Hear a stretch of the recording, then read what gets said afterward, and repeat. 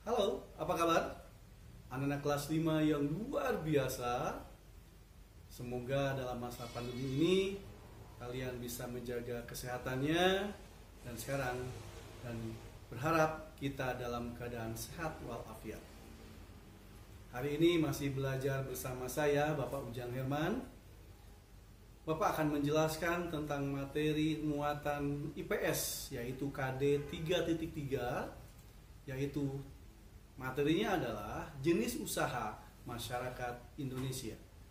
Untuk itu, kalian persiapkan diri, siapkan buku tematiknya, yaitu tema 8, buku catatan, dan alat tulis yang diperlukan.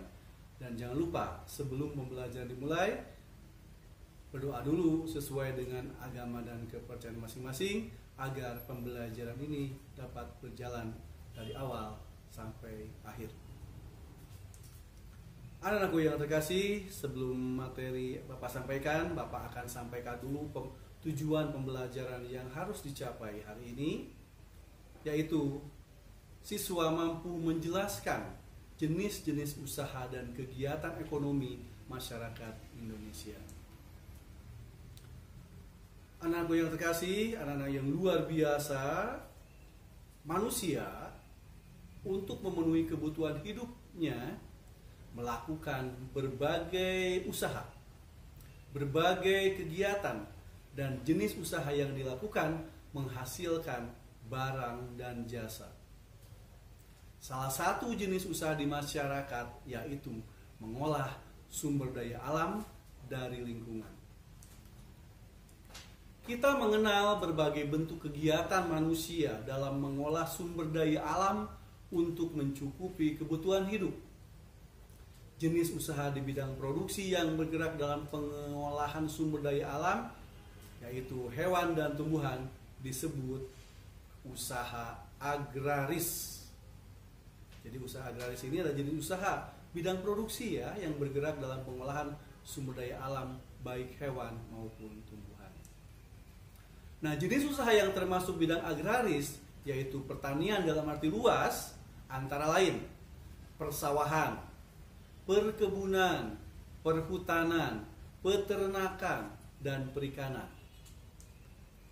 Nah, pada umumnya usaha persawahan dan perkebunan dilakukan di daerah pedesaan karena tanahnya masih luas. Namun, sekarang kita dapat melakukan usaha penanaman pada lahan sempit, misalnya dengan cara hidroponik. Tentunya kalian sudah pernah mendengar itu apa itu hidroponik? Nah, hidroponik itu adalah penanaman dengan media air atau vertikultur. Cara bercocok tanam dengan menempatkan media tanam dalam wadah yang disusun secara vertikal. Namanya vertikultur.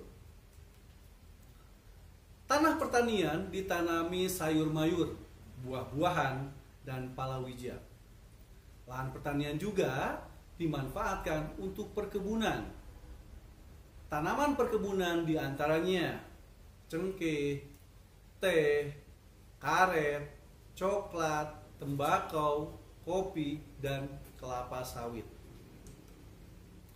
Nah, anak-anakku yang terkasih, usaha di bidang peternakan membutuhkan lahan yang luas. Hewan-hewan yang diternakan antara lain apa saja?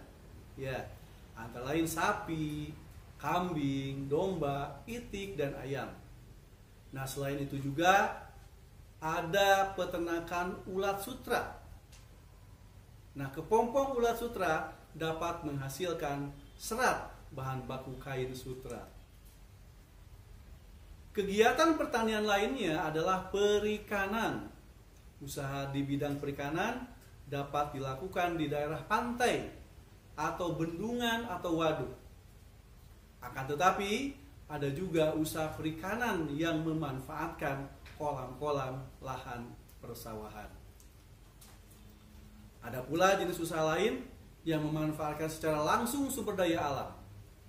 Nah, jenis usaha ini disebut bidang usaha ekstraktif.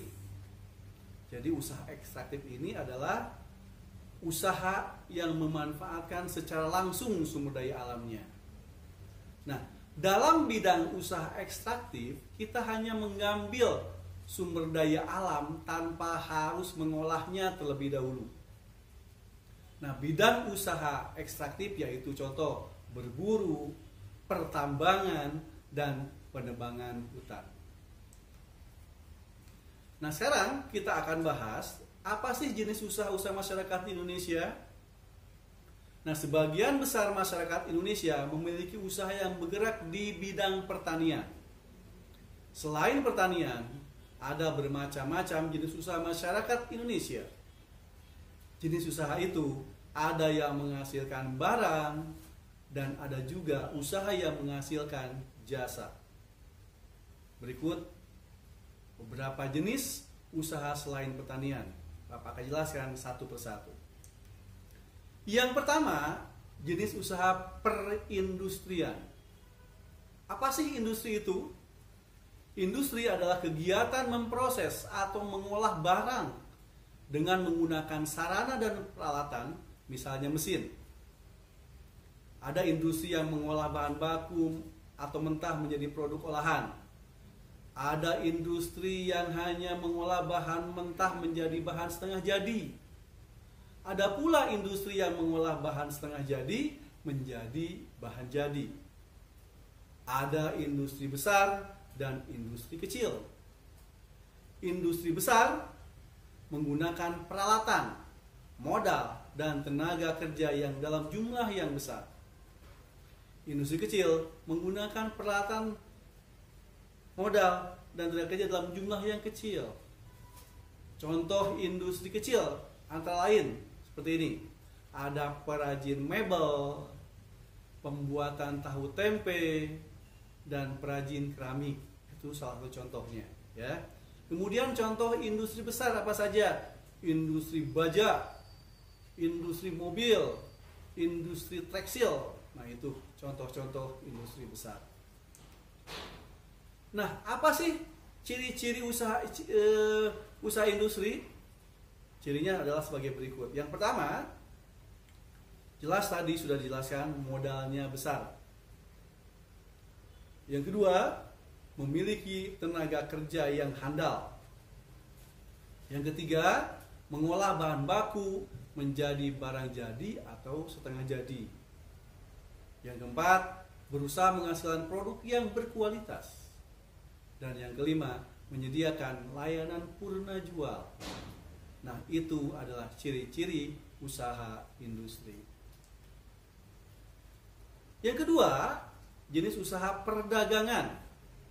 Perdagangan adalah semua hal yang berhubungan dengan kegiatan jual beli. Di situ kata kuncinya.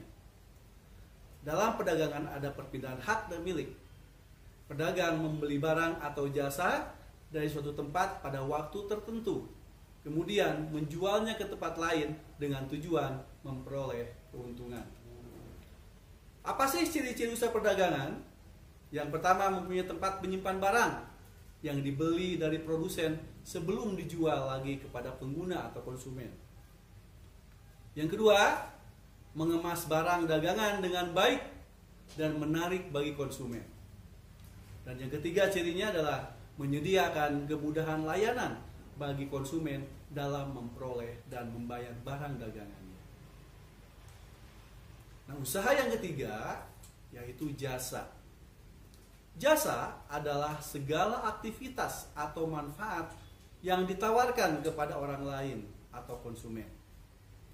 Meskipun tidak menghasilkan barang seperti misalnya industri konveksi menghasilkan pakaian, usaha jasa memberikan pelayanan kepada konsumen. Contoh pekerjaan yang menjual jasa adalah guru. Yang kedua, pengacara. Yang ketiga, dokter. Yang keempat apalagi? Montir, betul. Montir mobil, montir motor, ya.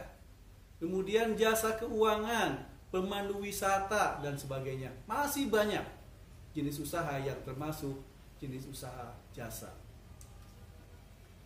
Nah, apa sih ciri-cirinya untuk usaha jasa ini? Yang pertama, satu, mengutamakan layanan yang baik kepada konsumen.